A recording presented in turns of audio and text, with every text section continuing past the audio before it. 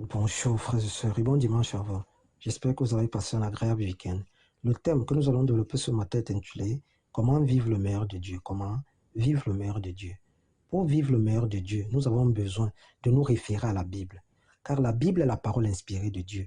Elle regorge de nombreux conseils favorables pour notre instruction. La Bible est une boîte à trésors qui nous permet de connaître plus aisément le plan parfait de Dieu pour ses enfants que nous sommes. Dieu nous a créés pour quelque chose de spécial. Dieu nous a créés pour que nous soyons l'émanation de sa gloire, tout en marchant et en nous nourrissant de sa parole. Le Tout-Puissant a tout planifié pour ses enfants que nous sommes, afin que nous puissions tirer le meilleur de lui. Notre Dieu, selon son plan, aimerait que nous soyons humbles et soumis à lui. Et pour cela, nous, enfants de Dieu, devons être disciplinés.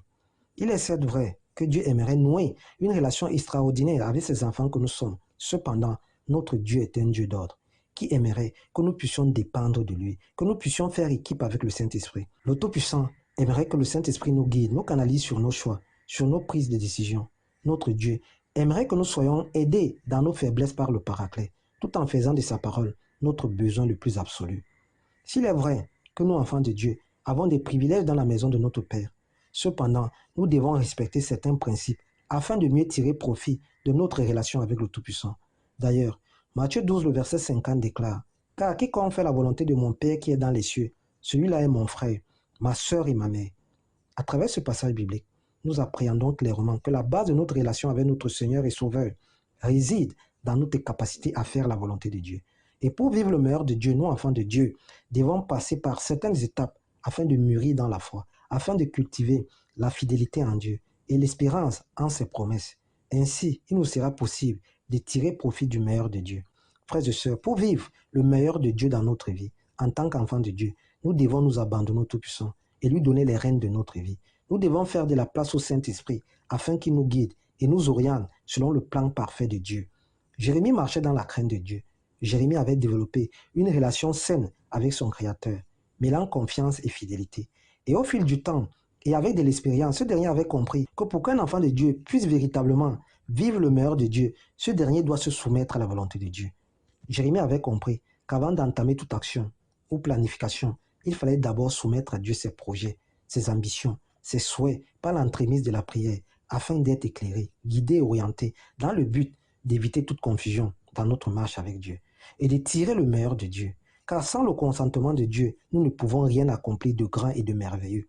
D'ailleurs, dans Jérémie 10, le verset 23, l'Écriture déclare « Je le sais, ô Éternel, la voix de l'homme n'est pas à son pouvoir.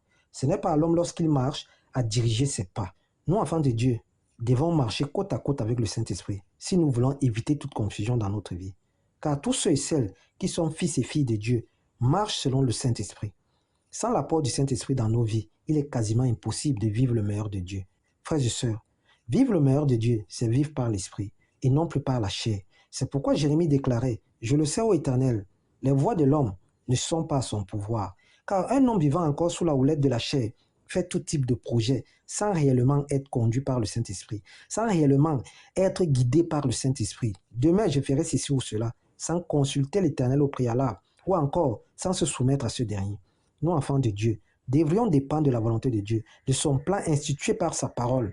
Nous, enfants de Dieu, devons avoir une conduite exemplaire et digne d'un enfant de Dieu. Nous, enfants de Dieu, devons par nos agissements marcher sous la houlette du Saint-Esprit afin d'honorer Dieu. Nous, enfants de Dieu, devons toujours dépendre du Saint-Esprit tout en nous préservant de toute souillure.